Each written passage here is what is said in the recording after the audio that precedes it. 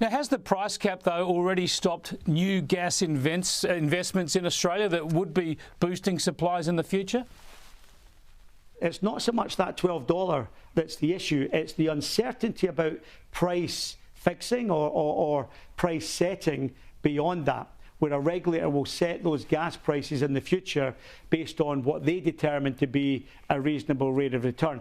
What that does is makes it very difficult for our investors, for our financiers, to support our investments, not knowing the mechanism or the price signals that we'd be using to justify those big capital investments. Now, the Greens are pushing for no new gas or coal projects in this country. They're trying to bully the Labor Party into agreeing to that. Are you worried about the federal government pandering to that demand? And tell us what would come to pass. What would be the consequences for Australia if we stopped investing in more gas? If the country was to stop investing in new gas, and by the way, it's not quite got there yet, but it's getting really hard to develop gas as it already is. But if the country was to stop investing in new gas supply, one thing it will not do is reach net zero. There is no way Australia can get to net zero without the use of gas as part of its energy mix, and that's just a fact.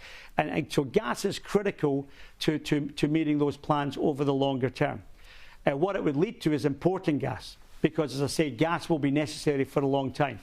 Gas is the transition fuel for that transition to a lower carbon economy.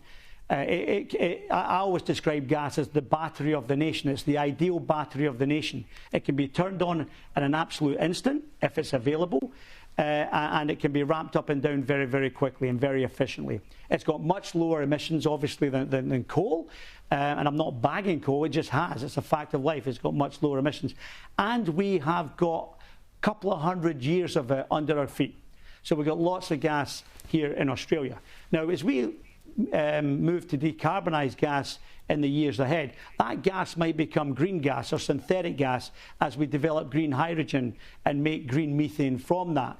But ultimately, it's still gas. And gas is the most flexible energy source that we have, and it's the perfect partner for renewables. So for those days where the sun doesn't shine, the wind doesn't blow, you want to be able to just turn the tap and turn that up. Am I worried that the government would pander to that? Of course I would be worried. I'd be worried for our industry, but I'd be worried for Australia, because the only alternative when you run out of gas, you'll start importing gas. And you'll then be paying 2.5, 3 times what you're paying today for gas, which will have a devastating impact on our manufacturers. This is the point, Kevin. There'd be no environmental benefit because we'd still need to burn the gas. The thing is, isn't it, surely if we're going to a highly dependent renewable electricity system, we need more gas, not less. We need more gas generation to firm up those renewables.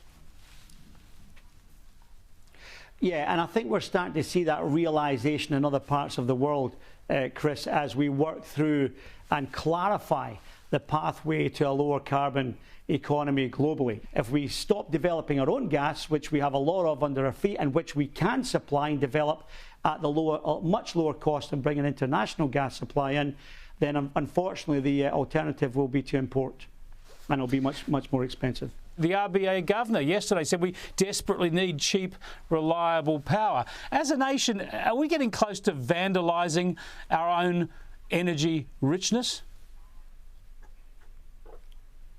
Well, look, I mean, I think for 40 years we've enjoyed the richness of that low cost of energy, whether that be coal and then gas coming in. And we've had the lowest gas prices internationally for decades. And as I pointed out last year, our average gas prices we were charging were about 2.5 times less than the prices our international customers were paying for gas.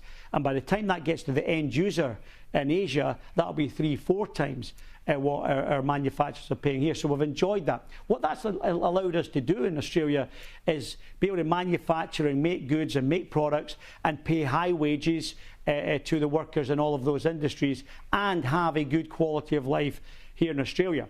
The challenge we will have is if we turn off the supply here in Australia, we're going to be getting that very expensive gas, which with good wages makes making things here very, very challenging in the longer term.